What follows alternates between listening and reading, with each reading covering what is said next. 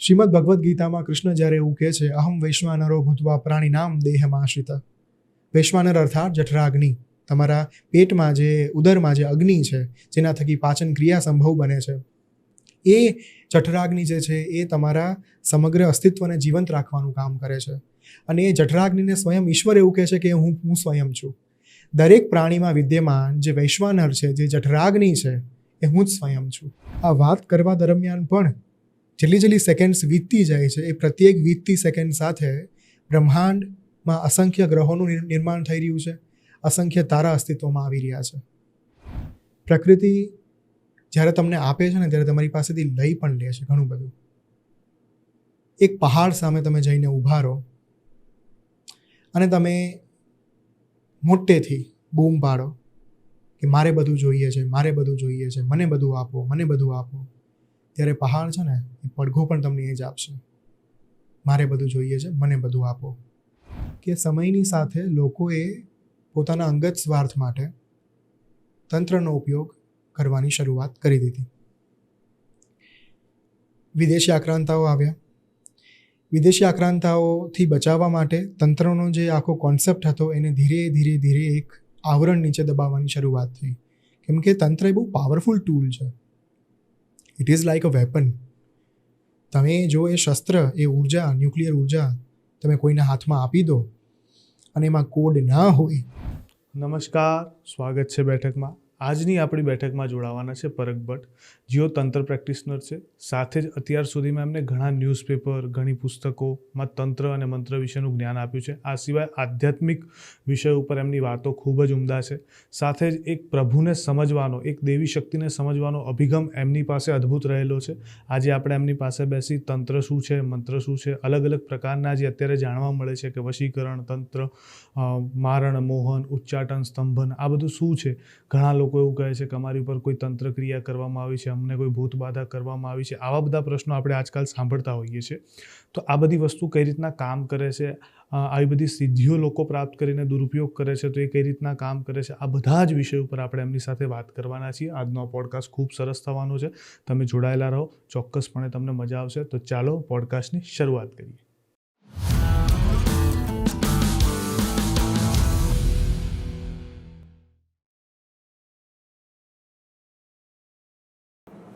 તો સ્વાગત છે પરગભાઈ અમારી બેઠકમાં. ઘણા દિવસો બાદ અને ઘણા પ્રયત્નો બાદ આજે તમે આવ્યા છો. તમે પહેલા તો તમારો જે શેડ્યુલ હતો, જે રીતના તમે મને બતાવ્યો આખો શેડ્યુલ, એમાંથી ટાઈમ કાઢ્યો જ મારા માટે બહુ મોટી વાત છે. આજે આપણી ઓડિયન્સ છે ને, એમને તંત્ર મંત્ર ઉપર અમે હજી સુધી એક પણ પોડકાસ્ટ કરેલો નથી. અને સ્પેશિયલી આ બધી વસ્તુને લઈને ઘણા બધા મીથ હોય છે, અને એ બધા મીથનું ખંડન કરવા માટે અને આ એકચ્યુઅલીમાં છે શું, કઈ રીતના કામ કરે છે, આ બધી એનર્જીને સમજવા માટે થઈને આજનો પોડકાસ્ટ કરવાનો છે. અને જો હું કદાચ ખાલી ગુજરાતમાં નહીં, આખા ભારતમાં નજર કરું તેના માટે ગણતરીના ચહેરાઓ મારા મગજમાં આવે અને એક પહેલા તમે છો એમાં. તો આપણે આજના પોડકાસ્ટની શરૂઆત કરીએ. હવે બહુ લેમેન ટોનમાં કહું ને તો આજે શરૂઆત છે ને મારે એકદમ બેઝિક લેવલથી કરવી છે કે એક નાસ્તિક વ્યક્તિથી માંડી અને એક સાત્વિક અને ખૂબ ભક્ત કઈ રીતના હોઈ શકાય, એને કઈ રીતના બની શકાય, એના ઉપર વાત કરવી છે. તો જો કોઈ વ્યક્તિ એવું માનતો હોય કે ભગવાન છે જ નહીં, તો ભગવાનનો સાક્ષાત્કાર કઈ રીતના કરી શકાય, એના વિશે વાત કરો. First of all thank you Anujbhai. ઘણા સમયથી વાત કરતા હતા અને 2 મહિના 3 મહિનાથી કોન્સ્ટન્ટલી ટચમાં હતા કે ક્યારે ગોઠવી શકાય, પણ મારું અમદાવાદ આવવાનું ઘણા મહિનાઓથી નહોતું થયું. એટલે આ શૂટ વારંવાર પાછળ ઠેલાતું જતું હતું. સો મારી પહેલી વિનંતી એ છે કે આપણે એક સ્તુતિની સાથે આ પોડકાસ્ટની શરૂઆત કરીએ અને પછી હું તમારો પ્રશ્ન જે છે આપણે એને આન્સર કરીએ. ઓમ અખંડ મંડલાકારમ વ્યાપ્તમ યેન ચરાચરમ તત્પદમ દર્શિતમ યેન તસ્મૈ શ્રી ગુરવે નમઃ. ઓમ ગણાનાં ત્વા ગણપતિગું હવામહે પ્રિયાણાં ત્વા પ્રિયપતિગું હવામહે નિધીનાં ત્વા નિધિપતિગું હવામહે વસોમં આહમ જાની ગર્ભધમ આત્વમ જાસી ગર્ભધમ. શ્રી સિદ્ધિ બુદ્ધિ સહિતાય श्रीमन महागणाधिपतये नमः। मैं अपने गुरु श्री ओम स्वामी तथा आप सभी के अंदर विराजमान माँ आदि पराशक्ति को साष्टांग दंडवत प्रणाम करता हूँ, જેમની દિવ્ય પ્રેરણાથી આજે આપણે સૌ અહીંયા ઉપસ્થિત છીએ। નારાયણી નમોસ્તુતે। ઓકે, ધેન એક પોઝિટિવ એનર્જી ફીલ થઈ મને। Thank you. અને coming back to your question, નાસ્તિકતા એક એવી ટર્મ છે અનુજભાઈ કે જે આજના સમયમાં લોકો અમુક વખત બહુ પ્રાઉડલી એને કહેતા હોય છે કે we are rational, we are atheist. અને ખાસ કરીને તો તમે જ્યારે કોલેજ કાળમાં હો અને આ પ્રકારના વિધાન ન સાંભળવા મળે તો જ નવાય। સો પણ બહુ અદ્ભુત વાત એ છે, જો વ્યક્તિ થોડુંક પણ શાસ્ત્રનું અધ્યયન કરે ને તો એક પણ શાસ્ત્રમાં, આપણા સનાતન હિન્દુ ધર્મના શાસ્ત્રમાં ક્યાંય એવું લખાયેલું નથી કે તમે આસ્તિકતા એટલે કે જે પૂજા કરવાની ભાવના જે છે અથવા તો જે પ્રકારના ઈશ્વરમાં એક પરમ સત્તામાં માનવાની જે વ્યક્તિની ભાવના છે, લાગણી છે, એ માત્ર ને માત્ર કોઈ સ્વરૂપ પૂરતી સીમિત નથી। વ્યક્તિ એ તો સ્વીકારવું જ પડે કે જો હવે પછીની મિનિટમાં, નેક્સ્ટ મિનિટ ઉપર ઓક્સિજન વાયુ તમારી આસપાસથી ઝીરો કરી દેવામાં આવે, within a few seconds you will be no more, within a few seconds. જો તમારા પેટમાં જઠરાગ્નિ ના હોય, એ જઠરાગ્નિ વગર તમારા દ્વારા ખાવામાં આવેલો, ભોજનમાં લેવામાં આવેલો એક પણ કોળિયો પચે નહીં। જો તમારી પાસે પીવાલાયક પાણી ના હોય, તમે વિધિન અ ફ્યુ ડેઝની અંદર તમારી જે મૃત્યુ છે એ નિશ્ચિત છે। આ 3 એલિમેન્ટ્સની આપણે જે વાત કરી, પંચ મહાભૂત જળ વાયુ આકાશ અગ્નિ પૃથ્વીની આપણે જે વાત કરીએ છીએ, આપણા દેવતાઓ જ આ છે। આ દેવતાઓ જે હાજરા હજુર છે, જે સાક્ષાત છે, તમે એને કઈ રીતે નકારી શકશો? તમે કઈ રીતે એવું કહી શકો કે અગ્નિ જે છે એને હું માનતો નથી? તમે કઈ રીતે એવું કહી શકો કે હું વાયુને માનતો નથી? તમે કઈ રીતે એવું કહી શકો, કઈ રીતે એવો દાવો કરી શકો કે જળનું મારા જીવનમાં કોઈ મહત્વ નથી? આ દરેક દેવતાઓને આપણે ત્યાં આહુતિ આપવામાં આવે છે। ઓમ અગ્નયે સ્વાહા ઇદમ અગ્નયે ઇદમ નમઃ, ઓમ વરુણાય સ્વાહા। કેટલા પ્રકારના ઓમ સૂર્યાય સ્વાહા ઇદમ સૂર્યાય ઇદમ નમઃ। તમે જુઓ, શ્રીમદ ભગવદ્ ગીતામાં કૃષ્ણ જ્યારે એવું કહે છે, અહમ વૈશ્વાનરો ભૂત્વા પ્રાણીનામ દેહમાશ્રિત। વૈશ્વાનર અર્થાત જઠરાગ્નિ, તમારા પેટમાં જે ઉદરમાં જે અગ્નિ છે જેના થકી પાચન ક્રિયા સંભવ બને છે, એ જઠરાગ્નિ જે છે એ તમારા સમગ્ર અસ્તિત્વને જીવંત રાખવાનું કામ કરે છે। અને એ જઠરાગ્નિને સ્વયં ઈશ્વર એવું કહે છે કે હું સ્વયં છું। દરેક પ્રાણીમાં વિદ્યમાન જે વૈશ્વાનર છે, જે જઠરાગ્નિ છે, એ હું જ સ્વયં છું। જ્યારે આ પ્રકારના વિધાનો શાસ્ત્રમાં કહેવાયેલા છે, જ્યારે પંચમહાભૂતના આધારે આપણું જીવન ટકેલું છે, આપણું જે શરીર છે સાહેબ, આ શરીરને તમે જ્યારે અંતિમ સંસ્કાર કરો છો ત્યારે અલ્ટિમેટલી એ ધૂળ થઈ જાય છે, રાખ થઈ જાય છે, ભસ્મીભૂત થઈ જાય છે। એ ફરી પાછું માટીમાં મિશ્રિત થઈ જાય છે, એ જમીન સાથે, પૃથ્વી સાથે, ધરતી સાથે એકાકાર થઈ જાય છે, એકરૂપ થઈ જાય છે। આ જ જે વિભાવના છે, આ જે પરિભાષા છે, શરીરનું જે વિજ્ઞાન છે, એ જ વાસ્તવમાં સનાતન ધર્મ છે। અને એટલે જ આપણે ત્યાં વારંવાર એવું કહેવાયું છે, યત પિંડે તત બ્રહ્માંડે। બ્રહ્માંડમાં અસંખ્ય તારા, ધૂમકેતુ, નક્ષત્ર, ગ્રહો, ઉપગ્રહો એટલા પ્રચુર માત્રામાં અને કદાચ અગણિત માત્રામાં, વિજ્ઞાનને આજની તારીખે પણ ખબર નથી કે બ્રહ્માંડનો વાસ્તવિક વ્યાપ કેટલો છે। સતત બ્રહ્માંડ વિસ્તરતું જાય છે। આજે અત્યારે આપણે આ વાત કરીએ છીએ, આ વાત કરવા દરમિયાન પણ જેટલી સેકન્ડ્સ વીતતી જાય છે, એ પ્રત્યેક વીતતી સેકન્ડ સાથે બ્રહ્માંડમાં અસંખ્ય ગ્રહોનું નિર્માણ થઈ રહ્યું છે, અસંખ્ય તારા અસ્તિત્વમાં આવી રહ્યા છે, જેનો વ્યાપ જ આપણને ખબર નથી, જેની સીમા જ આપણને ખબર નથી।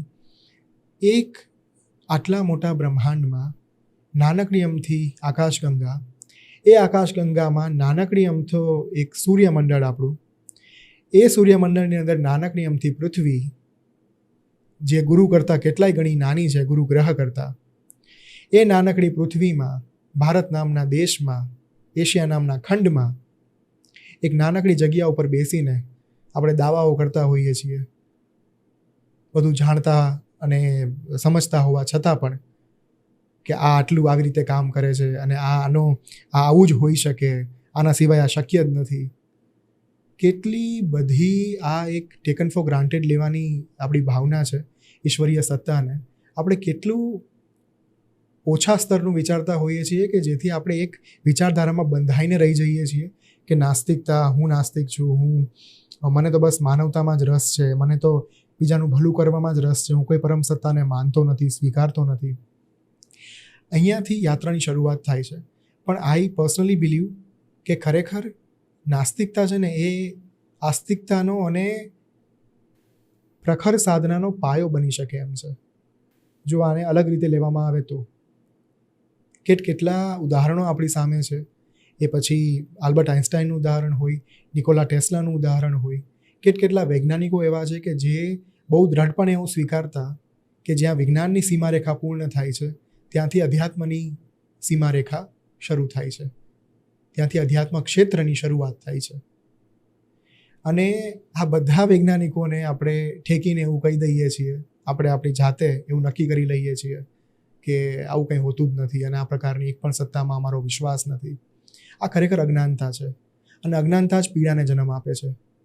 Ignorance can be the reason of your pain, your suffering. વ્યક્તિ જ્યાં સુધી અજ્ઞાનતામાં રહેશે, જ્યાં સુધી એવું સ્વીકારતો રહેશે કે અમારી ઉપર કોઈ સત્તા છે જ નહીં, અમારા સિવાય કોઈનું અસ્તિત્વ જ નથી, ત્યાં સુધી એ પીડાતો રહેશે. પણ જ્યારે એના જીવનમાં અમુક પ્રકારની સમસ્યાઓ આવે અને સમસ્યાઓ સામે ડીલ કરી શકવા માટે એની ક્ષમતા નથી, ધારો કે એ પોઈન્ટ ઓફ ટાઈમ ઉપર શરૂ થાય છે અધ્યાત્મની સીમારેખા. મેં મારા જીવનમાં અનુજભાઈ એવા અસંખ્ય લોકો જોયા છે કે જે એક સમયે નાસ્તિક હોય, એક સમયે જે એવું માનતા હોય કે હું તો મારી મહેનત ઉપર મારા આપબળે આગળ વધીશ અને હું મારા જ જોર ઉપર બધું આખું મારું એમ્પાયર ઊભું કરીશ.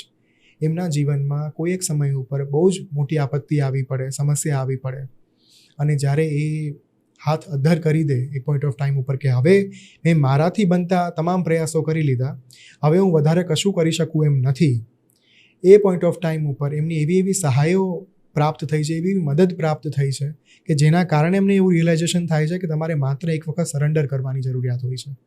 સમર્પણ જ્યારે એક માણસના જીવનમાં એક અભિન્ન અંગ બની જાય ત્યારે એને અનુભવ થાય છે ઈશ્વરીય સત્તાનો. પણ એ સમર્પણ આપણે બહુ બધી વખત કરી નથી શકતા. આપણે આપણી જાતને એટલી મહાન બનાવી નાખી છે, આપણે આપણી જાતને એટલી બધી વિરાટ પોટ્રે કરીએ છીએ કે જેની કોઈ સીમા નથી. અને સમર્પણ વિના ક્યારેય ભક્તિ સંભવ નથી, સમર્પણ વિના ક્યારેય ઈશ્વરીય સહાયતા પ્રાપ્ત થવી સંભવ નથી. તમે હમણાં એક વર્ડ યુઝ કર્યો, ભક્તિ. ઘણીવાર છે ને ભક્તિના ઘણા પ્રકાર છે અને જ્યારે સાધના અને ભક્તિ આ બે શબ્દ આવે ને એટલે લગભગ લોકોને કન્ફ્યુઝન થતું, બંનેમાં ભેદ શું? બરાબર. તો મારો પ્રશ્ન અત્યારે તો એવો જ છે કે એક સાધક જે સાધના કરી રહ્યો છે એનામાં અને એક ભક્તનામાં ફરક શું?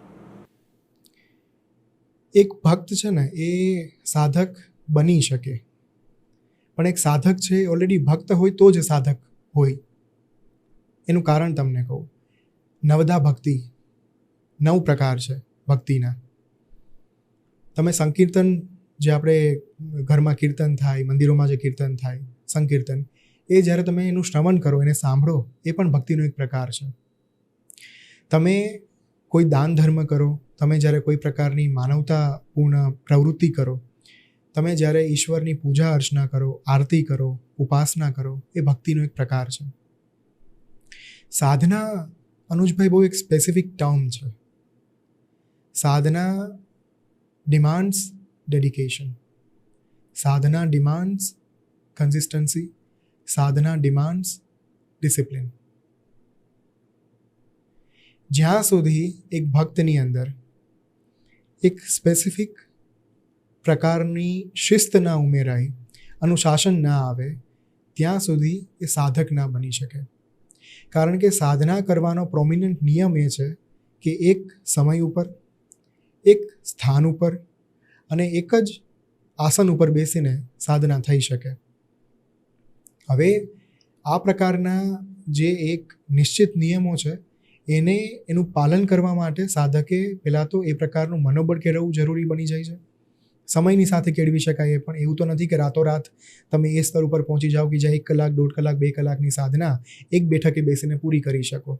કેમ કે શાસ્ત્રોમાં આપણા મનને મરકટની ઉપમા આપવામાં આવી છે. મરકટ અર્થાત વાનર, વાંદરો, મરકટ, કપી, જે પણ તમે એને નામ આપી દો. તો જ્યારે સાધનાની વાત થતી હોય ત્યારે એમાં અમુક સ્ટેપ્સ ઉમેરાઈ જાય છે. ભક્તિ તમે કોઈ પણ સ્થળ ઉપર કરી શકો, કોઈ પણ દેવી દેવતાની ગમે ત્યારે થઈ શકે, તમારા ઈષ્ટ દેવતાની પણ થઈ શકે અને તમારા જે ઈષ્ટ દેવતા નથી એની પણ ભક્તિ થઈ શકે, મંદિરોમાં જઈને થઈ શકે, અલગ અલગ પ્રકારના ધાર્મિક સ્થળ ઉપર જઈને થઈ શકે, તીર્થ સ્થાન ઉપર જઈને થઈ શકે. પણ સાધના જે છે એ તમારે અમુક પ્રકારના દિવસોના સંકલ્પ લઈને કરવી પડે. દાખલા તરીકે તમે જો ગાયત્રી સાધનાનું 11 દિવસનું પુરુષચરણ, અનુષ્ઠાન અને સાધના ત્રણેય સમાનાર્થીઓ છે. તો તમે જ્યારે ગાયત્રી સાધનાનું પુરુષચરણ અથવા અનુષ્ઠાન લેવાનું નક્કી કરો છો, સંકલ્પ તમે લો છો, એ પોઈન્ટ ઓફ ટાઈમ ઉપર you need to make sure one thing, એ ગાયત્રી સાધના દરરોજ એક જ સમય ઉપર થાય. ગાયત્રી સાધના તમે એક જ સ્થળ ઉપર બેસીને, માનો કે તમે તમારા ઘરના મંદિરમાં ગાયત્રી સાધના શરૂ કરો છો, તો ઘરના મંદિરમાં તમારે દરરોજે ગાયત્રી સાધના 11 દિવસ સુધી કરવાની. માનો કે તમારું ટ્રાવેલિંગ આઉટ ઓફ ટાઉન થતું હોય તો પણ તમારે તમારા એ ટ્રાવેલિંગના ટાઈમ પૂરા થયા બાદ રાત્રે તમારે ઘરે પાછું આવી જવું પડે. હવે અમુક કિસ્સાઓમાં, દાખલા તરીકે સાધના એપ જે છે, જે ઓમ સ્વામી જેના ફાઉન્ડર છે, વૈદિક સાધના ફાઉન્ડેશન, અને અદ્ભુત એપ છે, વર્લ્ડ વાઇડ લોકો એને યુઝ કરે છે. 150થી વધારે જાગૃત મંત્રો એમાં અપાયેલા છે અને એટલી સાધનાઓ, મંત્ર અને તંત્ર બંને પ્રકારની સાધનાઓ એમાં અપાયેલી છે. એમાં સ્પેસિફિકલી ગુરુની પોતાની ઉર્જાને કારણે એક નિયમમાં છૂટછાટ આપવામાં આવી છે કે તમારે સમય મેન્ટેન રાખવાનો, સમય તમારે એક જ રાખવાનો સાધનાનો. પણ અત્યારની લોકોની જોબ એવી હોય છે કે જેમાં ઇટ ડિમાન્ડ્સ ટ્રાવેલિંગ. તો ટ્રાવેલિંગ માટેના નિયમોમાં તમે અમુક પ્રકારની છૂટછાટ લઈ શકો છો ત્યાં. બાકી એક મંત્રને જાગૃત કરવા માટે તમે જ્યારે એની સાધના ધારણ કરો છો, માની લો કે ગાયત્રી મંત્રની સાધના તમે જ્યારે કરો છો, સૌથી પહેલાં શુદ્ધિકરણ, પવિત્રીકરણ, દીપ પ્રાગટ્ય, મહાગણપતિ આવાહન, સ્વસ્તિ વાંચન, પૃથ્વી પૂજા, ઉત્તર મુદ્રા, પૂર્વ મુદ્રા, ન્યાસ, વિનિયોગ, ષોડશોપચાર પૂજન, મૂળ મંત્ર જાપ, તર્પણ, માર્જન, યજ્ઞ, પૂર્ણાહુતિ અને ગાયત્રી મંત્રમાં તો શાપ વિમોચન પણ ઉમેરાય છે. સો આટલી પ્રક્રિયાઓમાંથી પસાર થયા પછી, 11 દિવસ સાધના કર્યા પછી તમે એવું કહી શકો કે મેં ગાયત્રી મંત્રની સાધના કરી છે. બટ એ ગાયત્રી મંત્રને જો તમે માત્ર દરરોજ એનો જાપ કરો છો, કે તમે રુદ્રાક્ષની માળા લીધી અને રુદ્રાક્ષની માળાને તમે 3 માળા એના ઉપર જાપ કરવાની શરૂઆત કરી કે તો હું દરરોજની 3 માળા કરીશ ગાયત્રી મંત્રની, જો તમે આવો સંકલ્પ લીધો છે તો એ પૂજામાં ગણાઈ જાય છે. માત્ર મંત્ર જપ કે માત્ર અભિષેક, જે આપણે શિવલિંગ ઉપર અભિષેક કરીએ કે કોઈ પણ મૂર્તિ ઉપર અભિષેક કરીએ કે પછી માત્ર યજ્ઞ કરીએ, આ બધા ભક્તિના પ્રકારો છે જે પૂજામાં જેની ગણતરી થઈ શકે, નિત્ય પૂજા તરીકે. સાધના એક આખું પેકેજ છે. તમે માની લો એક કંપનીમાં તમે જોબ લો છો, એ કંપની તમારી પાસે પહેલા દિવસે એક કોન્ટ્રાક્ટ સાઇન કરાવશે, એક અગ્રીમેન્ટ સાઇન કરાવશે કે તમે આટલા કલાકો આ કંપનીને આપશો દરરોજ, તમને એના બદલામાં સેલરી મળશે અને તમારે આટલા ડેડિકેશન સાથે તમારી આ જે પોસ્ટ છે, આ તમારું જે ડેઝિગ્નેશન છે, આ ડેઝિગ્નેશન ઉપર તમારે આટલું કામ કરવાનું છે. હવે અનુજભાઈ, એ કોન્ટ્રાક્ટ સાઇન કરી લીધા પછી તમે એવું ના કહી શકો કે હું 8 કલાકની બદલે દરરોજના માત્ર 3 કલાક કામ કરીશ. એ ન ચાલે. કોન્ટ્રાક્ટ છે, જ્યાં સુધી એ 2 વર્ષ કે 3 વર્ષનો કોન્ટ્રાક્ટ પૂરો ના થાય ત્યાં સુધી તમે એમાંથી કોઈ તમને બાંધછોડ ન મળી શકે. સાધના પણ એ જ છે. જો તમે 11 દિવસનો એક કોન્ટ્રાક્ટ સાઇન કરો છો, જેમાં તમે સંકલ્પ વિધિ દરમિયાન એવો સંકલ્પ લો છો કે હું આટલા મંત્રોના જાપ કરીશ, આટલા દિવસ સુધી કરીશ અને આટલી માળાઓ કરીશ, અને મારો આ સાધના કરવા પાછળનો ઉદ્દેશ્ય, મારો હેતુ એ આ છે પર્ટિક્યુલરલી, તો તમે કોન્ટ્રાક્ટ સાઇન કરી લીધો, અગ્રીમેન્ટ તમે સાઇન કરી લીધું, સામે પક્ષે દેવતા પાસેથી તમે ફળ માંગી લીધું છે. અલગ અલગ પર્પઝ માટે સાધના કરવામાં આવે છે ને, કેમ કે કોઈક વ્યક્તિને મટીરિયલ પ્રોગ્રેસ જોઈતો હોય છે, કોઈક વ્યક્તિને સ્પિરિચ્યુઅલ પ્રોગ્રેસ જોઈતો હોય છે, કોઈકને હેલ્થ રિલેટેડ પ્રોબ્લેમ્સ હોય છે તો એને સોર્ટ આઉટ કરવા માટે લોકો સાધના કરતા હોય છે. કોઈકને પ્રેમ પ્રકરણ લવ રિલેટેડ પ્રોબ્લેમ્સ હોય છે તો એના માટે કૃષ્ણની ભક્તિ લોકો કરતા હોય છે. સ્પેસિફિકલી રાધા કૃષ્ણનો જે મંત્ર હોય એનો જાપ કરતા રહેતા હોય અથવા એની સાધના ધારણ કરતા હોય, અથવા કૃષ્ણનો જે મહામંત્ર છે હરે રામ રામ રામ હરે હરે, હરે કૃષ્ણ કૃષ્ણ કૃષ્ણ કૃષ્ણ કૃષ્ણ હરે હરે, એ મંત્રનો જાપ જે છે એ થતો રહેતો હોય. તો આ પ્રકારના જે અલગ અલગ પ્રકારના 5 વિભાગો છે કે 4 વિભાગો છે એમાં લોકો સંકલ્પ લઈને સાધના કરતા હોય. તમે ફળ માંગી લીધું, પણ ફળ માંગ્યા પહેલાં તમે સંકલ્પ ઉપર, એ કોન્ટ્રાક્ટ ઉપર સાઇન કરી લીધી છે. હવે તમે જ્યારે એ કોન્ટ્રાક્ટ પૂર્ણ કરશો, તમે સમયગાળો પૂર્ણ કરશો, ત્યારે તમને ઈશ્વર તરફથી એ જે તમે જે ફળ માંગ્યું છે એ આપવામાં આવશે. યુ કેન નોટ એક્સપેક્ટ કે હું જ્યાં સુધી એ કોન્ટ્રાક્ટ પૂરો ન કરું ત્યાં સુધીમાં મને બધું ફળ મળી જાય. એ પૂજા નથી, એ સાધના છે. પૂજામાં છૂટછાટ હોઈ શકે, નીતિ નિયમોમાં બાંધછોડ હોઈ શકે. સાધનાના નીતિ નિયમોમાં કોઈ બાંધછોડ ન હોઈ શકે. સાધનામાં અમુક પ્રકારની બેઝિક રિક્વાયરમેન્ટ્સ હોય જ. Syllabus is one of them. બ્રહ્મચર્યનું પાલન છે. જો દક્ષિણાચાર તંત્રથી સાધના તમે કરો છો એ માર્ગ ઉપર ચાલીને, you need two follow a certain kind of rules and regulations, જેમાં બ્રહ્મચર્યનું પાલન, સાત્વિક ભોજન, તામસિક પદાર્થોનો ત્યાગ, મદિરા હોય, નોનવેજ, સી ફૂડ કે પછી સિગરેટ કે એગ્સ, આ બધી વસ્તુ તમે એ દરમિયાન ન સેવન એનું કરી શકો.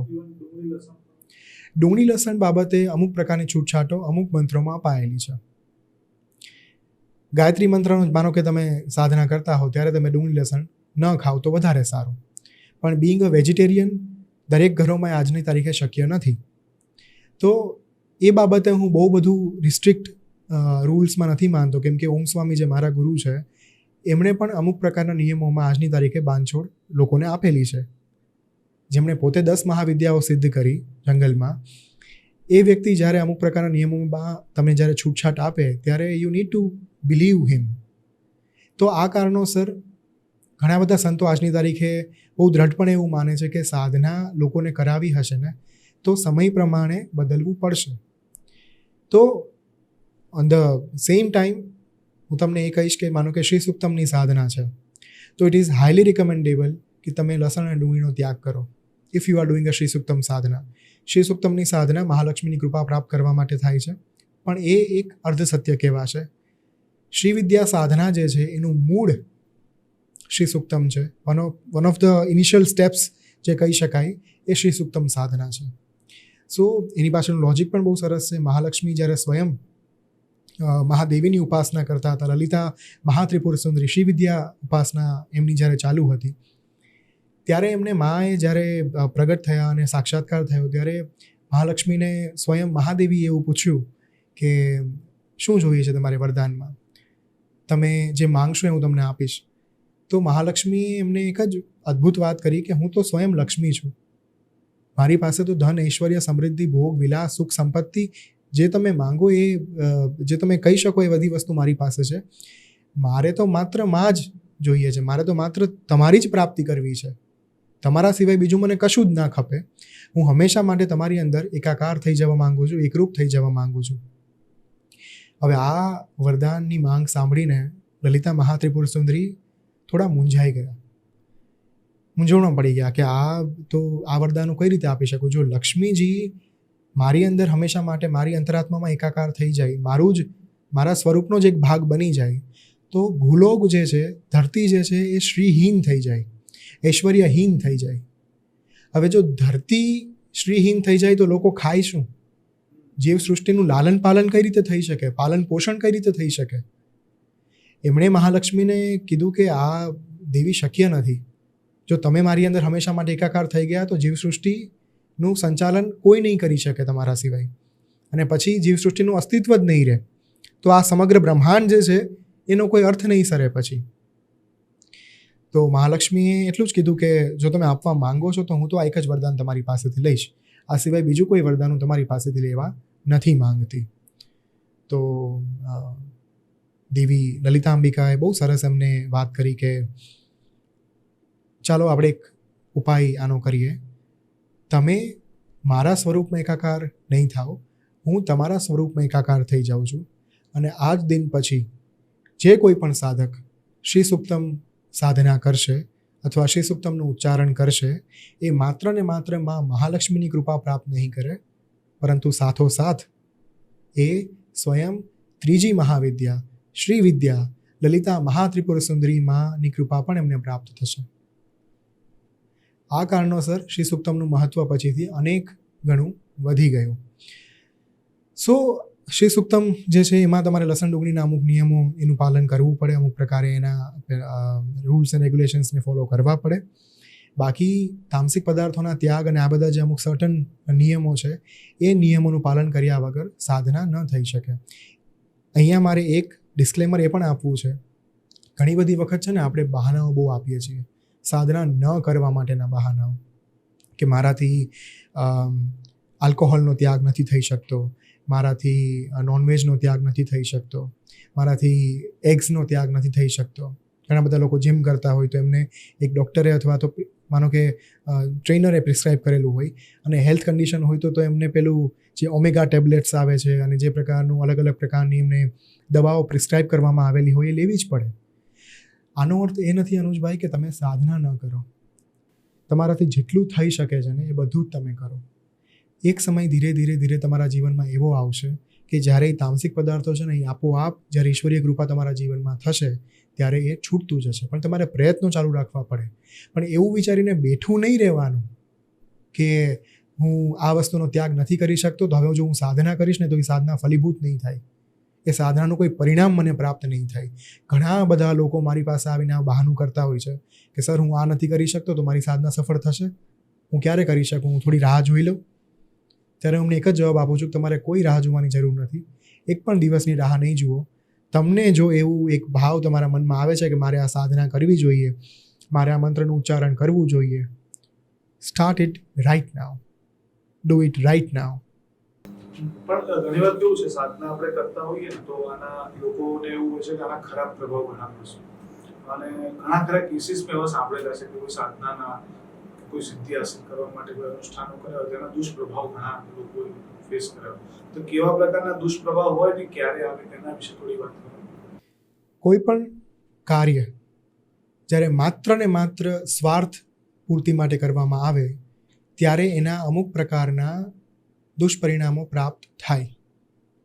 અહીંયા સ્વાર્થ પૂર્તિ શબ્દ કહેવા પાછળનો મારો અર્થ એવો નથી કે તમે પોતાના માટે ન માંગો.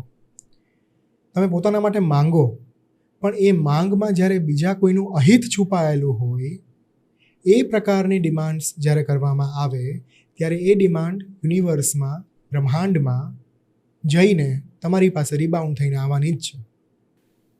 It is bound to happen. એને કોઈ રોકી ન શકે.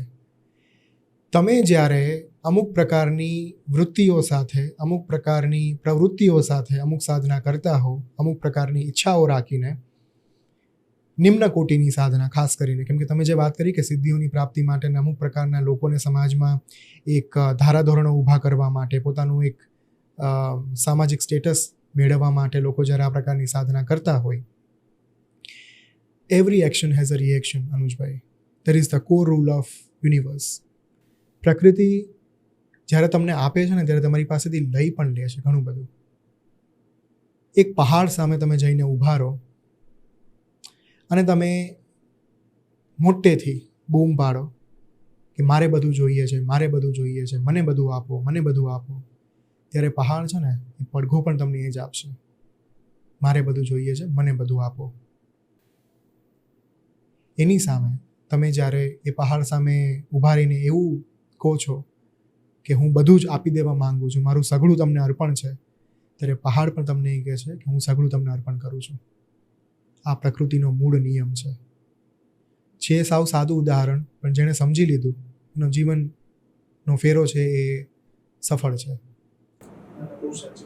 સો જ્યારે તમે લોક કલ્યાણ માટે જીવવાની શરૂઆત કરો છો ને ત્યારે પ્રકૃતિ તમને અભરે ભરાય એટલું આપશે. ત્યારે તમારે પોતાની જાત માટે માંગવા જવાની જરૂર નહીં પડે. તમે જેનો વિચાર કરશો એ વસ્તુ તમારી પાસે આવશે.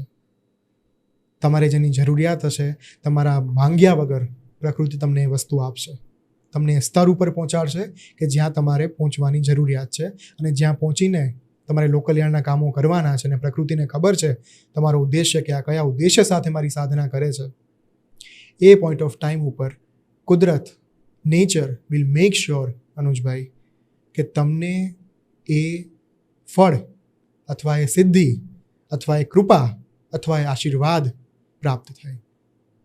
ઘણી વાર એવું હોય છે કે તંત્ર ક્રિયા જ્યારે લોકો કરતા હોય છે ને તો આના પાછળના મિથ ઘણા બધા છે આજકાલ. લોકોને નેગેટિવિટી અને આના લઈને એવું માને છે કે તંત્ર હંમેશા ખરાબ કાર્યો માટે જ થતું હોય. જો કે એવું છે નહીં. જે રીતના મેં તમારી સાથે વાત કરી અત્યાર સુધી એ પ્રમાણે મને એવું લાગ્યું કે સાધના તો ઉલટાનું સાત્વિક કાર્ય છે, સૌથી શ્રેષ્ઠ કાર્ય છે. પણ આ મિથ બહુ ફેલાઈ ગયા છે. એની પાછળના કારણો શું લાગે છે અને કેવા પ્રકારના મિથ છે જે ખોટા છે તમને લાગતા હોય? 1200 વર્ષ પહેલાં આદિ શંકરાચાર્ય મહાન ધર્મ પ્રચારક, મહાન સાધક, ઉપાસક, અદ્વૈતવાદ નો જે કોન્સેપ્ટ છે એને જનમાનસ સુધી, જન સુધી પહોંચાડવામાં અને સનાતન ધર્મના પુનરુત્થાન માટે જેમણે અઢળક કાર્યો કર્યા, એ આદિ શંકરાચાર્યના સમયથી ઘણી બધી પરિસ્થિતિઓ બદલવાની શરૂઆત થઈ. એમણે ભારતમાં સનાતન ધર્મની પુનઃસ્થાપના કરી. એ જ પોઈન્ટ ઓફ ટાઈમ ઉપર આપણે ત્યાં બૌદ્ધ આક્રમણો પણ એટલા બધા હતા. એક બૌદ્ધ માનસિકતા સ્થાપિત કરવા માટે, બૌદ્ધ સત્તાને સર્વોચ્ચ બનાવવા માટે ઘણા બધા પ્રકારના પ્રયત્નો કરવામાં આવ્યા હતા.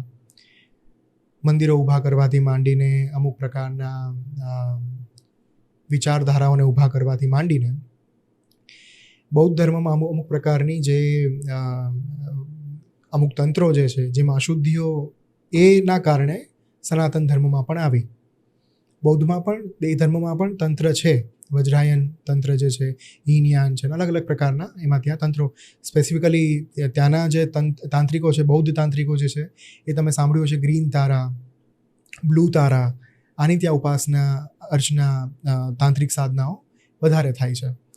સો એ તાંત્રિક સાધનાઓમાં જે અશુદ્ધિઓ હતી એ ક્યાંક ને ક્યાંક ધીરે ધીરે સનાતન ધર્મમાં પણ આવતી ગઈ.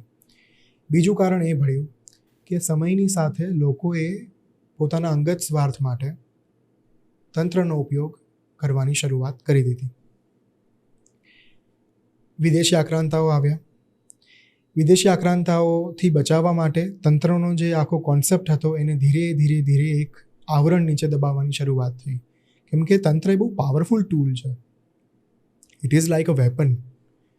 તમે જો એ શસ્ત્ર, એ ઉર્જા, ન્યુક્લિયર ઉર્જા તમે કોઈના હાથમાં આપી દો અને એમાં કોડ ના હોય, જેવી રીતે અત્યારે ન્યુક્લિયર બોમ્બને એક્ટિવેટ કરવા માટે કોડ નાખવો પડે તમારે, અને સ્પેસિફિક વ્યક્તિ જ નાખી શકે. દેશના પ્રાઇમ મિનિસ્ટર હોય જ્યાં સુધી એનો આદેશ ન આવે ત્યાં સુધી આ વસ્તુ સંભવ નથી, શક્ય નથી. હવે આ માની લો કે વિધાઉટ કોડ્સ કોઈને આપી દેવામાં આવે તો હિરોશિમા અને નાગાસાકીની જે ઘટના થઈ, આ ઘટના સમગ્ર બ્રહ્માંડમાં થાય.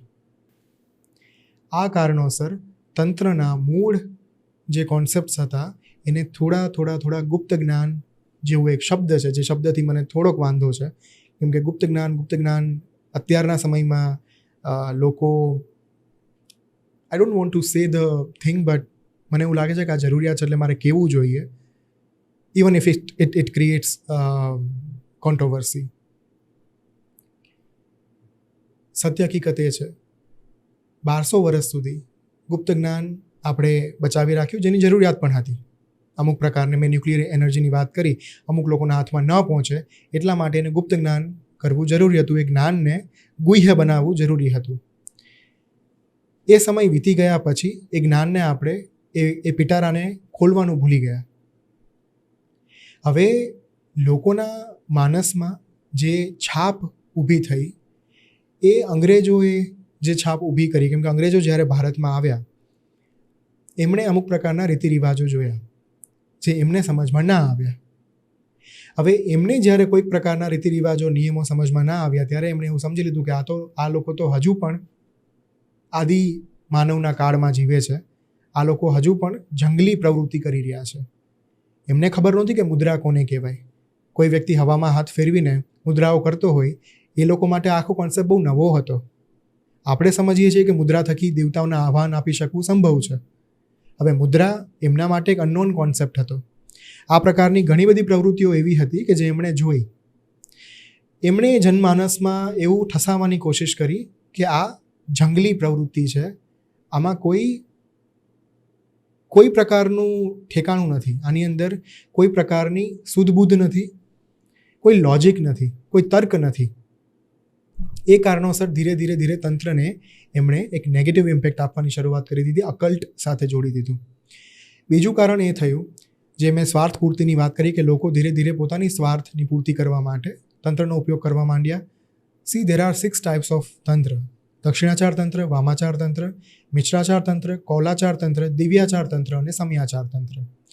એમાંથી જે 3 તંત્ર પ્રકાર છે, કૌલાચાર તંત્ર, મિશ્રાચાર તંત્ર અને વામાચાર તંત્ર, આ 3 પ્રકારોમાં પંચમગારનો ઉપયોગ થાય છે. પંચમગાર એટલે માંસ, મત્સ્ય, મુદ્રા, મૈથુન, મદિરા.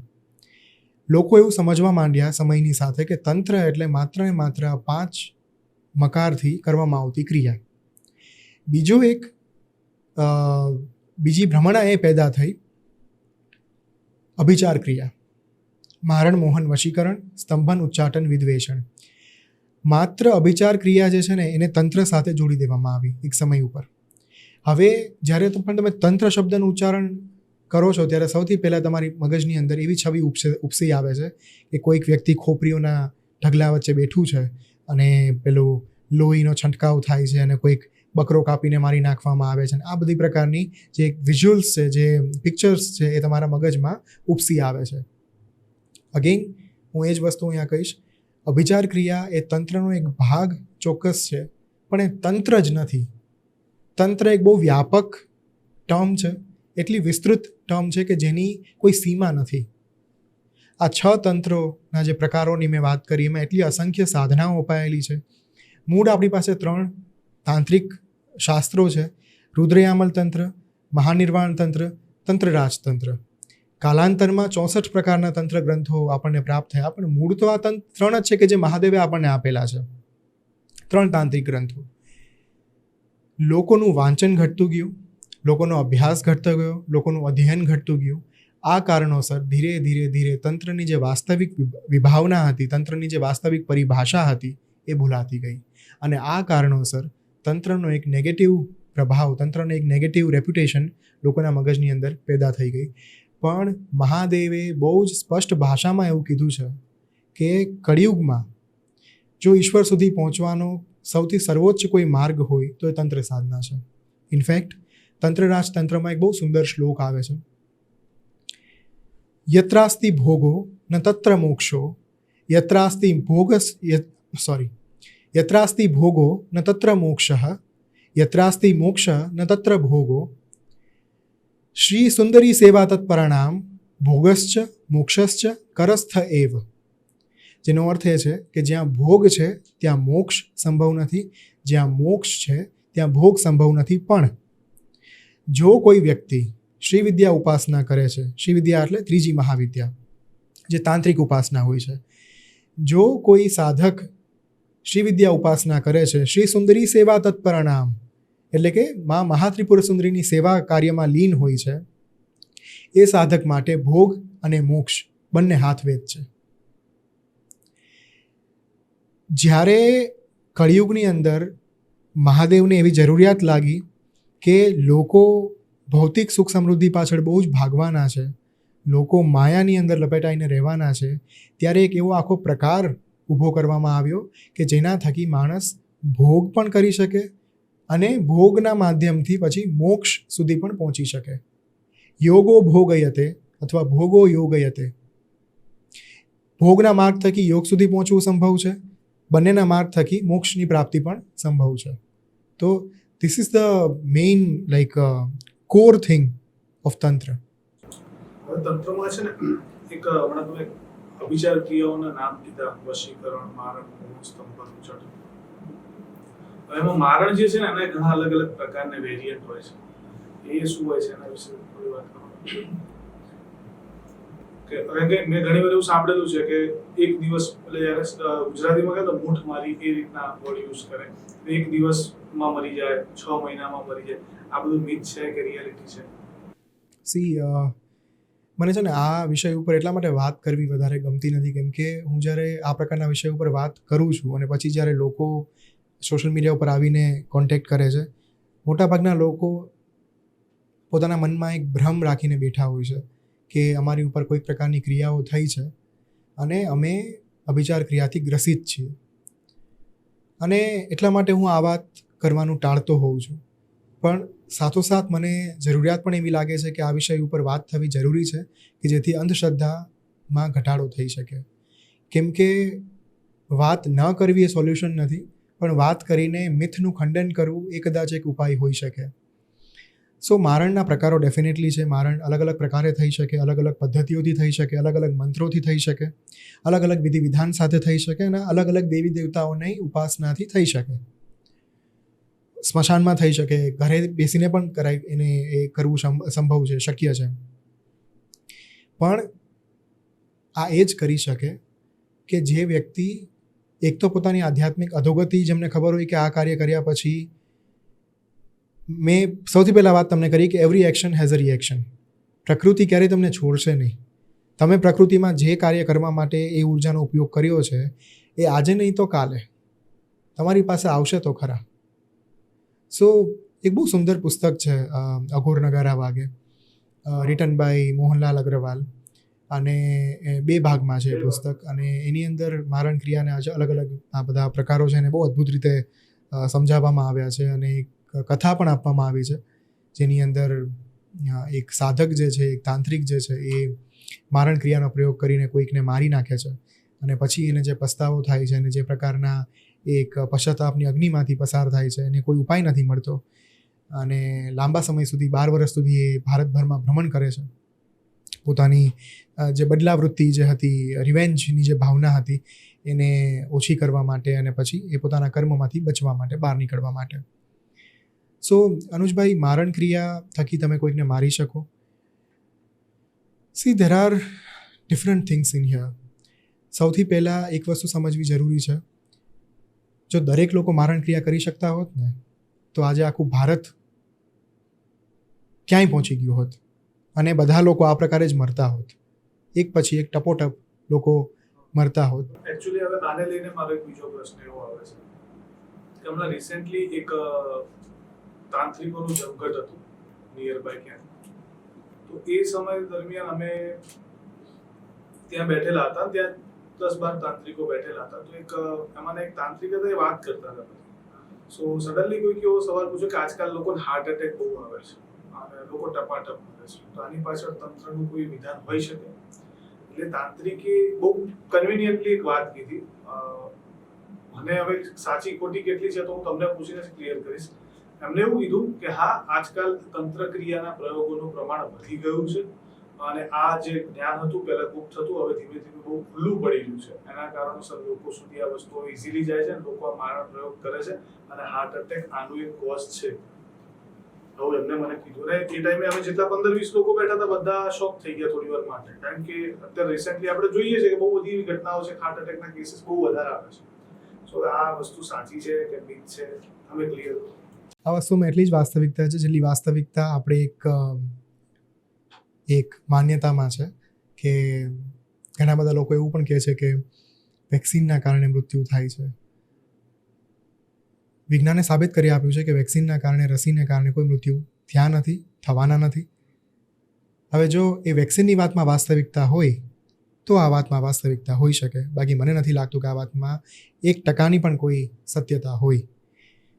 એનું એક સૌથી મોટું કારણ એ છે Anujbhai, we need to understand one thing very clearly. આ પ્રકારના કર્મો કરવા માટે તમારી પાસે એક certain kind of spiritual energy હોવી બહુ જરૂરી છે. જ્યાં સુધી તમે એ સ્તર ઉપર નથી પહોંચતા,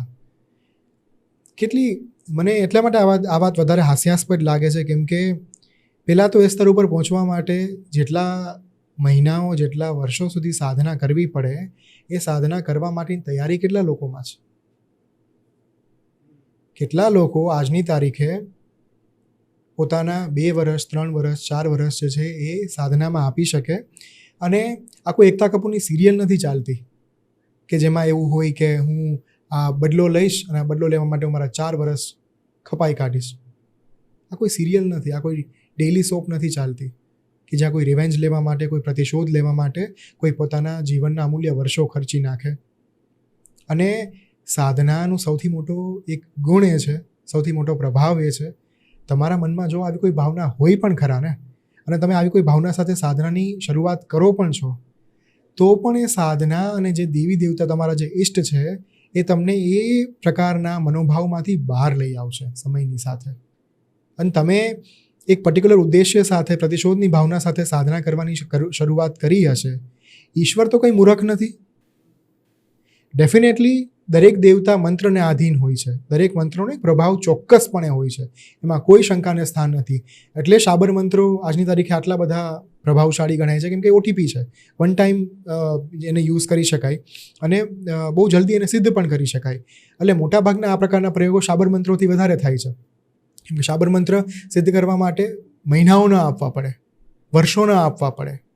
એ તમે અમુક સમયગાળાની અંદર, અમુક દિવસોની અંદર પણ એને સિદ્ધ કરી શકો. જ્યાં વૈદિક સાધનાઓની વાત છે, જ્યાં તાંત્રિક સાધનાઓની વાત છે કે જેની અંદર મારણ ક્રિયાના અને અલગ અલગ પ્રકારના વિચાર ક્રિયાઓના પ્રયોગ અપાયેલા છે, ત્યાં આ પ્રકારની સાધનાઓ કરવા માટે તમારે અમુક સ્તર સુધીનું એક કામ કરવું પડે, અમુક લેવલ સુધી પહોંચવું પડે. હવે જો આ પ્રકારની વસ્તુઓ વાસ્તવમાં થતી હોત, જો આ પ્રકારની ક્રિયાઓ કરવામાં આવતી હોત, તો પહેલાં તો એના માટે સુદીર્ઘ સાધના કરવાની જરૂરિયાત પડે. બીજું, કોઈ વ્યક્તિ શાબર મંત્રનો શોર્ટકટ અપનાવે છે, શાબર મંત્રો થકી અભિચાર ક્રિયા કરવાનો પ્રયત્ન કરે છે, એમાં એટલી ઉર્જા નથી હોતી. શાબર મંત્રનો એક નિયમ તો એ છે કે ગુરુ પાસેથી પહેલાં તો પ્રાપ્ત થયો હોવો જોઈએ. તમે કોઈ પુસ્તકમાં વાંચીને શાબર મંત્રને સિદ્ધ ના કરી શકો. અલબત્ત આજની તારીખે શાબર મંત્રોના અસંખ્ય પુસ્તકો માર્કેટમાં અવેલેબલ છે, પણ મૂળ શાસ્ત્ર શાબર મંત્રનું કોઈ છે જ નહીં ક્યારેય, કેમ કે લખાયું જ નથી. શાબર મંત્ર ગુરુ શિષ્ય પરંપરામાં ઉતરી આવેલા અને એમને જ આપવામાં આવતા કે જે લાયક હોય. આજની તારીખે પુસ્તકોમાં જે મંત્ર જોવા મળે છે, શાબર મંત્રો, એ બહુ જ ઇઝીલી એક્સેસેબલ છે અને એ કોઈ ગુરુ પાસેથી, સિદ્ધ ગુરુ પાસેથી પ્રાપ્ત થયા નથી હોતા. તો અભિચાર ક્રિયાની વાસ્તવિકતા ખરેખર એ જ છે કે આજની તારીખે લોકો માનો કે પ્રયત્ન કરે પણ છે એને સિદ્ધ કરવાનો, તો પણ એમાં માત્ર ને માત્ર નિષ્ફળતા જ વધારે પડતી મળે છે. એનું સૌથી મોટું કારણ જ એ છે કે કોઈ પહેલાં તો એમને વિધિ વિધાન ખ્યાલ નથી હોતા. બીજું, માનો કે વિધિ વિધાન આવડી જાય તો એમનામાં એટલી ધીરજ હોવી જોઈએ કે મંત્રને સિદ્ધ કરી શકે. ત્રીજું, ધીરજ આવી જાય પછી સૌથી વધારે આવશ્યકતા જેની પડે, જરૂરિયાત જેની પડે, એ છે આધ્યાત્મિક ધન, આધ્યાત્મિક સંપત્તિ. વ્યક્તિ પોતાના જીવનમાં અમુક પ્રકારના કર્મો લઈને આવે છે, જે આપણે સૌ જાણીએ છીએ. પાછલા જન્મોના કર્મો આપણે કેરી ફોરવર્ડ કરતા હોઈએ છીએ. આ જન્મની અંદર પણ આપણે અમુક પ્રકારના કર્મો લઈને આવ્યા છીએ.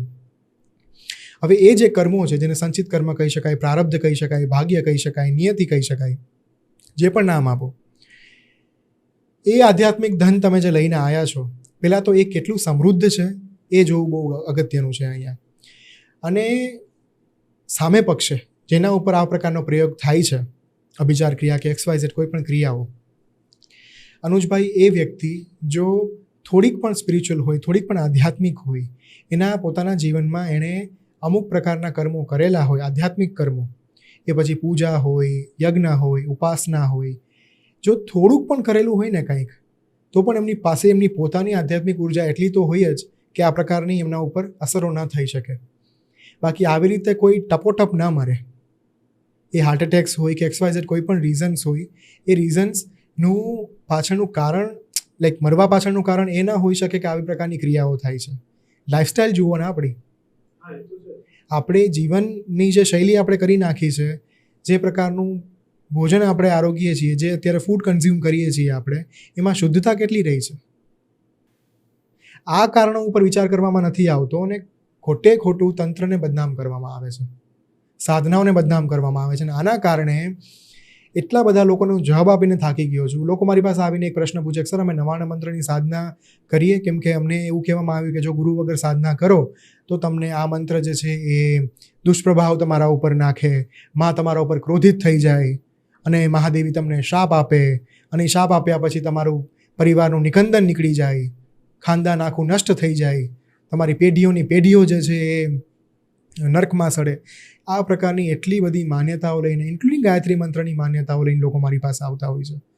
મને એમના ઉપર ગુસ્સો નથી આવતો, મને દયા આવે છે અમુક વખત કે કયા પ્રકારની રૂઢિગત વિચારધારાઓથી આ લોકો પીડિત છે, કેટલી બધી ભ્રમણામાં જીવે છે અને એમાં વાંક એમનો પણ નથી.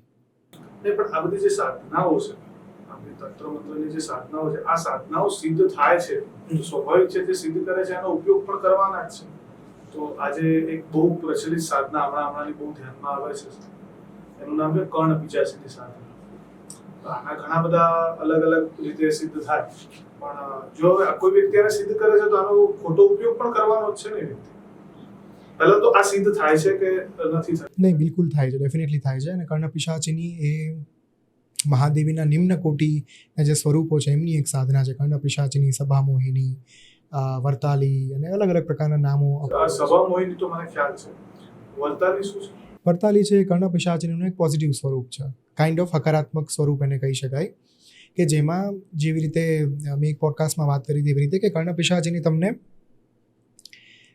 એ તમારા સમય ઉપર તમને હેલ્પ ના કરે. એમને જ્યારે ઈચ્છા થાય ત્યારે એ તમારા કાનમાં આવીને અમુક પ્રકારના જે વ્યક્તિનો ભૂતકાળ હોય, વર્તમાન કાળ હોય એના વિશે આવીને કહે. પણ વર્તાલી જે છે એ તમારા નિયંત્રણમાં હોય અને એ હકારાત્મક સ્વરૂપ છે. પણ અનુજભાઈ, કર્ણ પિશાચીની સાધનાની જો આપણે વાત કરીએ અને તમે જે સવાલ કર્યો કે આનો લોકકલ્યાણના કામ માટે પણ ઉપયોગ થઈ શકે કે કેમ, અહીંયા અગેન મને એક ઉદાહરણ યાદ આવે છે, which is return in the rain maker. બહુ સુંદર અંગ્રેજી પુસ્તક છે અને સાધ્વી વૃંદાવન દ્વારા લખાયેલું છે એ પુસ્તક. એમાં એક કિસ્સો અપાયેલો છે. એ કિસ્સો એવો છે કે ઓમ સ્વામી જ્યારે હિમાલયમાંથી શ્રીવિદ્યા સાધના પૂર્ણ કરીને જ્યારે નીચે આવી ગયા હતા અને એક ગામમાં ગયેલા, એ ગામની અંદર એક તાંત્રિક રહેતો હતો અને દર અઠવાડિયે અમુક દિવસો એની સભા ભરાતી અને એ સભાની અંદર એ વ્યક્તિ લોકો પાસે એમના જે દુઃખ દર્દ હોય એ આપોઆપ જાણી લેતો અને એને અમુક પ્રકારના ઉપાયો સૂચવતો કે તમારે આટલું કામ કરવાનું છે, આટલા વિધિ વિધાન કરવાના છે અને કરાવવાના છે. આ ઘટના જ્યારે ઓમ સ્વામી એમની પાસે પહોંચ્યા અને કોઈકે એમને ગામમાં કીધેલું કે આ વ્યક્તિ પાસે જવા જેવું છે, તો ઓમ સ્વામી એમને ત્યાં પહોંચી ગયેલા અને જેવા દીવાર ઉપર ઊભા રહ્યા અને તરત જ પેલા તાંત્રિક જે અંદર બેઠો હતો પોતાના સિંહાસન ઉપર, એ તાંત્રિકે પોતાની જે સભા ભરાયેલી હતી એનો દરેક જે પ્રેક્ષકો હતા, ઓડિયન્સ હતી, એમને કીધું કે આજની સભા અહીંયા પૂર્ણ થાય છે, તમે જઈ શકો છો. જેવા બધા લોકો ત્યાંથી ગયા સભામાંથી, પેલો તાંત્રિક એ જ ઘડી ઉપર, એ જ ક્ષણે ઓમ સ્વામીના ચરણોમાં એણે સાષ્ટાંગ દંડવત પ્રણામ કર્યા. કેમ કે એમને ખ્યાલ આવી ગયો હતો કે સામે કોણ ઊભું છે અને કઈ સાધના એ વ્યક્તિએ કરી છે. હવે એ વ્યક્તિએ જ્યારે સાષ્ટાંગ દંડવત પ્રણામ કર્યા ઓમ સ્વામીને, ત્યારે પછી એ લોકોની ગોષ્ઠી વાર્તાલાપ શરૂ થયો અને વાર્તાલાપમાં ઓમ સ્વામીએ એ તાંત્રિકને એટલું જ કીધું કે તમે તમારા જીવનમાં જે કર્મો કરેલા છે એ કર્મોના પ્રભાવ રૂપે તમારું જે મૃત્યુ છે એ એટલું દુઃખદ અને એટલું કષ્ટદાયક મૃત્યુ લખાયેલું છે જેની તમે કલ્પના નહીં કરી હોય.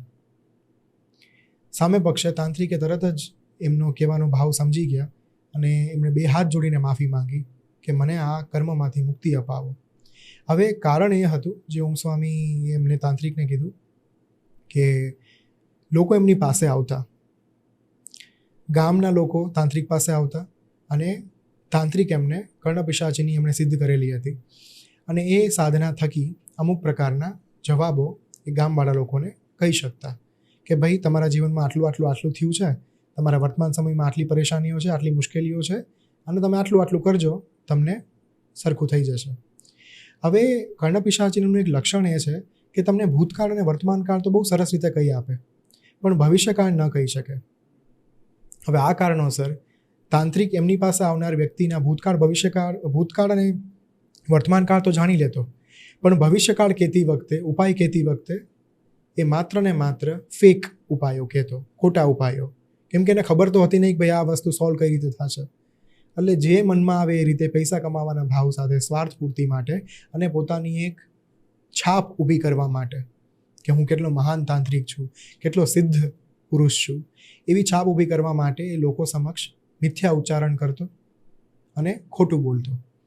આ કારણોસર એના જે પાપ કર્મો હતા, જે ખરાબ કર્મો એણે ભેગા કરી લીધેલા, એની મૃત્યુ એ પ્રકારની જ લખાયેલી હતી.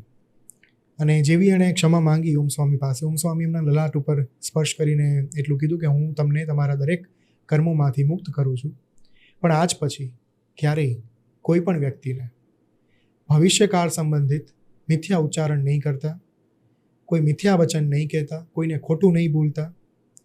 તમને તમારી જે સિદ્ધિ છે તમારી પાસે એ તમને જેટલું કહે એટલું જ તમે સામેવાળાને કહેજો. તમારી તરફથી એમાં એડ ઓન નહીં કરતા, કોઈ વસ્તુ ઉમેરવાની જરૂર નથી. જો તમે હવે પછીના જીવનમાં આ પ્રકારના કર્મોથી પીડાવા ન માંગતા હો, જો તમે એક શાંત મૃત્યુ ઈચ્છતા હો, તો પછી ઓમ સ્વામી આટલા આશીર્વાદ આપીને બહાર નીકળી ગયા. અને એમણે પોતાની સાથે એક વ્યક્તિ હતા, બબલુ કરીને, ગામનો એક છોકરો હતો ત્યાં એમની સાથે. એમણે એ વ્યક્તિને એવું કીધું કે આ જે તાંત્રિક છે એનું મૃત્યુ કઈ રીતે લખાયેલું હતું એ એમણે વાત કરી છે પુસ્તકની અંદર. એક ટ્રક આવવાનો હતો અને એ ટ્રકની સામે એ તાંત્રિક જે છે એના હજારો ટુકડા થઈ જવાના હતા એની અથડામણ સાથે, એની ટક્કર થવાને કારણે. આ પ્રકારનું કરુણ મૃત્યુ એ તાંત્રિકનું લખાયેલું હતું. આ પ્રકારની વૃત્તિને કારણે, આ પ્રકારના સ્વાર્થને કારણે. અને ધેન પછી એમણે કીધું કે તમારી પાસે જે સિદ્ધિ છે તમે લોક કલ્યાણના કામ માટે ઉપયોગમાં લો ને. So there are a few people, there are actually કેટલાક સાધકો એવા છે કે જે આ પ્રકારની સિદ્ધિઓનો ઉપયોગ ખરેખર લોક કલ્યાણના કામમાં કરે છે. અમુક પ્રકારના સાધકો એવા છે કે જે આ પ્રકારની સિદ્ધિઓનો ઉપયોગ માત્ર ને માત્ર પોતાના સ્વાર્થ માટે, પોતાનું એક સ્તર ઊંચું કરવા માટે, કે પોતાના સામાજિક સ્ટેટસને વધારવા માટે, કે પૈસા કમાવા માટે આનો ઉપયોગ કરે છે. આજકાલ એક બાબા બાગેશ્વર જે છે એ થોડા વધારે પ્રચલિત છે આ બધા કિસ્સાને લઈને, કે લોકોનું ભૂતકાળ લઈ દે છે, ભવિષ્યનું સોલ્યુશન બતાવી દે છે. એ કઈ આ જ પ્રકારની કોઈ સિદ્ધિ છે? ના. બાગેશ્વર ધામ સરકાર જે છે, ધીરેન્દ્ર શાસ્ત્રીજી છે, એ તો ઉચ્ચ કોટીના સનાતની છે અને બહુ જ મહાન સંત છે. અને એમને તો એમના દાદાજી પાસેથી આ વિદ્યા જે છે એ પ્રાપ્ત થઈ હતી નાનપણમાં. અનુજભાઈ એમની પોતાની સાધનાઓ એટલી સુદીર્ઘ રહી છે. મેં અમુક એમના વિડીયોઝ પણ જોયા છે ને એમણે જે પ્રકારનું આખું એમનું જીવન રહ્યું છે એનો પણ મને એક પરિચય છે. He is one of those kind of સંત કે જેમણે પોતે વાસ્તવમાં સાધના કરી છે. અને એવું નથી થયું કે નાનપણમાં એમને શક્તિપાત દીક્ષા મળી અને જે પ્રકારે એમના દાદાજી એમને જે વિદ્યા આપી હતી, અને હનુમાન ભગવાનની જો આખું મંદિર હતું અને ત્યાં એમને ઇન્ટરવ્યૂમાં વાત કરી હતી કે કઈ ઘટના આખી શું બની હતી, એવું ન કર્યું એમણે. કે એ વિદ્યા પ્રાપ્ત થયા પછી તરત જ એમણે આખી એક પોતાનું એક પોતાના સ્વાર્થ માટેનો ઉપયોગમાં લેવાની શરૂઆત કરી. એ વિદ્યા પ્રાપ્ત થયા પછી એમણે પહેલાં પોતાની જાતને તૈયાર કરી, બ્રહ્મચર્યના પાલન થકી, અલગ અલગ સાધનાઓ થકી, હઠયોગ થકી, અલગ અલગ પ્રકારની તપસ્યાઓમાંથી પસાર થયા પછી, ઘડાયા પછી, પેલું જેમ કેમ આપણે કહીએ છીએ ને કે સોનું છે એ આગમાં તપાઈને બહાર નીકળે પછી તમને ખબર પડે કે કેટલું ખરું અને વાસ્તવિક સોનું છે. એવી રીતે એ પોતે તપસ્યાની આગમાંથી પસાર થયા છે. ખરેખર એ એક એવી વ્યક્તિ છે કે જેની પાસેથી આજના યુવાનોએ શીખવા જેવું છે. જે લોકો માત્ર ને માત્ર સિદ્ધિઓ પાછળ ભાગતા રહે છે, જે લોકોને એવું છે કે અમે એક મંત્રનું ઉચ્ચારણ કરી લઈએ, એક જાપ કરી લઈએ, એક અનુષ્ઠાન કરી લઈએ અને અમારી પાસે આ સિદ્ધિ આવી જાય અને અમને આટલા ફાયદાઓ મળી જાય, આટલા લાભ અમને પ્રાપ્ત થઈ જાય, એવા લોકો માટે આ કિસ્સો ખરેખર જાણવા લાયક છે કે આવી સિદ્ધિઓ પહેલાં તો પ્રાપ્ત કરવા માટે લાયકાત કેળવવી પડે. આ કંઈ નાની માના ખેલ નથી. આ વારસાગત સિદ્ધિઓ આવે કારણ કે મને આ પ્રશ્ન એટલે આવ્યો સડનલી કે ઘણી વખત કેવું કે આપણે પિતૃ જે હોય એમના દ્વારા અમુક પ્રકારની સિદ્ધિઓ હાંસલ કરેલી, એ શું વંશ પરંપરાગત એમના આગળ કેરી ફોરવર્ડ થાય કે નથી થતી? બિલકુલ થઈ શકે. ઇનફેક્ટ મારા ધ્યાનમાં એક વ્યક્તિ છે, હુ ઇઝ અ લેડી, એક સ્ત્રી છે, અને એમના તો આખા પરિવારમાં, એટલે જે આખું ફેમિનાઇન લિનિયેજ છે એમની આખી, એમની મા પાસેથી એમને એક વરદાન પ્રાપ્ત થયું છે. એમના જે મમ્મી છે એમના મમ્મીને એમના મમ્મી પાસેથી વરદાન, એટલે કે જે અત્યારના જે લેડી છે એમના દાદી પાસેથી, નાની પાસેથી વરદાન પ્રાપ્ત થયું છે. સો આ પ્રકારની એક વ્યક્તિ મારા ધ્યાનમાં છે અને આ પ્રકારના કિસ્સાઓ તો મેં ઘણા બધા સાંભળ્યા છે, જોયા છે, વાંચ્યા છે. મારા અંગત અનુભવમાં તો આ એક વ્યક્તિ છે જ. ઉપરાંત મેં એવા અનેક પરિવારો જોયા છે જે પરિવારોની અંદર સ્પેસિફિક એક વ્યક્તિને, અને જો તમે હિમાચલ પ્રદેશના અમુક પરિવારોને જુઓ અંતરિયાળ ગામડાઓની અંદર, એમાં તો આખો એક પરિવાર જ એવો હોય કે જેમાં વારસાગત રીતે પેઢી દર પેઢી દેવતાઓ જે છે એ ટ્રાન્સફર થતા હોય. જે દેવતા કથન અથવા તો આવેશ જેને કહેવાય આપણા ત્યાં પણ ગુજરાતમાં પણ ઘણા લોકોને ઘણા કુટુંબમાં એવું છે કે માતા આવે એ જ પ્રકારનો કન્સેપ્ટ લઈ રહેશું. કાઇન્ડ ઓફ, પણ જે ધૂણવાની વૃત્તિઓ જે બધી અહીંયા ચાલે છે અને જે પ્રકારની એમાં 99 કેસીસમાં કોઈ સત્યતા નથી. 1% એવું છે કે જે સત્ય હોય છે. બાકી તમે નવચંડી ને બધો અલગ અલગ પ્રયોગો કરો ને લોકો અચાનક ધૂણવા માંડે છે અને બધી વસ્તુઓ થાય છે, એમાં કોઈ સત્યતા નથી. એવી રીતે કોઈ વ્યક્તિમાં માં ન આવે, કેમ કે એ પાત્રતા પહેલાં કેળવવી પડે. આ શરીર એક પાત્ર છે. આ પાત્ર પહેલાં એટલું સજ્જ બનાવવું પડે કે માં જેવી એક પવિત્ર અને મહાનતમ ઉચ્ચ કોટીની દિવ્ય ઉર્જાને પહેલાં એ શરીરમાં ધારણ કરવા માટે તમારું શરીર તો એટલું સક્ષમ હોવું જોઈએ પહેલાં. સો ગુજરાતમાં એ જે ધૂણવાનો આખો એક પેલો કેસ છે અને માતા આવવાનો જે આખો કેસ છે, એના જેવી ઘટના કહી શકાય આવેશને, પણ એ ન કહી શકાય, એક્ઝેક્ટલી એ ન કહી શકાય. Coming back to the point, Himachal પ્રદેશમાં આવા પરિવારો છે કે જે પરિવારો પાસે આજની તારીખે પણ પેઢી દર પેઢી એક વરદાન ઉતરી આવે છે કે જેમાં એ લોકો પાસે મા તરફથી અમુક ઇન્ટ્યુટિવ પાવર એમને પ્રાપ્ત થાય છે દિવ્ય ઉર્જાઓ થકી, અને એ ઉર્જાઓનો ઉપયોગ એ લોકો લોક કલ્યાણના કામોમાં આજની તારીખે પણ કરે છે. That is the fact, that is the truth. તો પરેશભાઈ, વાત કરીને બહુ મજા આવી તમારી જોડે. ઘણી નવી ખરી વસ્તુ જાણવા મળી. ઘણા મીથ હતા મારા પોતાના મનમાં તંત્ર મંત્રને જે બધા દૂર કર્યા હતા. અને સ્પેશિયલી કેવી વસ્તુ છે ખબર છે કે આજે સાધના અને આ બધા વિષયો છે ને આને લોકો એક હવા બનાવી દીધી છે કે આ બધું નેગેટિવ છે, આ વસ્તુ કરવાથી નુકસાન થઈ શકે. આ બધા ઘણા મીથ તમે આજે ખંડન કર્યું અને એક પ્રોપર માધ્યમ દ્વારા ખંડન થાય ને એવું મને લાગે છે. એટલે ખૂબ મજા આવી અને આપણે નેક્સ્ટ ટાઈમ ફરી પોડકાસ્ટ કરીશું આ વિષય ઉપર. ત્યાં સુધી બસ આટલું. Thank you so much. Thank you Anujbhai, અને આખી આપણી જે બેઠકની ટીમ છે એનો હું હૃદયપૂર્વક આભાર વ્યક્ત કરું છું. ફરી પાછા બહુ જલ્દી મળશું. તમારી ઓડિયન્સ સજ્જ ઓડિયન્સ છે અને તમારો ગ્રોથ મેં અંગત રીતે જોયો છે. જ્યાંથી શરૂઆત કરી હતી આ ચેનલની અને આ શોની, ત્યાંથી શરૂ કરીને અત્યાર સુધી આપણે જે તમે પ્રોગ્રેસ કર્યો છે, હું એનો વિટનેસ છું, હું એને સાક્ષી છું. So I am super proud of you all the team members. મને બહુ જ એક ગૌરવની અનુભૂતિ છે અહીંયા આવીને, અને I am grateful to you for inviting me. So એક પૂર્ણાહુતિ મંત્ર સાથે આપણે આ પોડકાસ્ટનો અંત કરીએ. ઓમ પૂર્ણમદઃ પૂર્ણમિદં પૂર્ણાત પૂર્ણમુદચ્યતે પૂર્ણસ્ય પૂર્ણમાદાય પૂર્ણમેવાવશિષ્યતે. હરિ ઓમ તત્સત. હરિ ઓમ તત્સત. હરિ ઓમ તત્સત.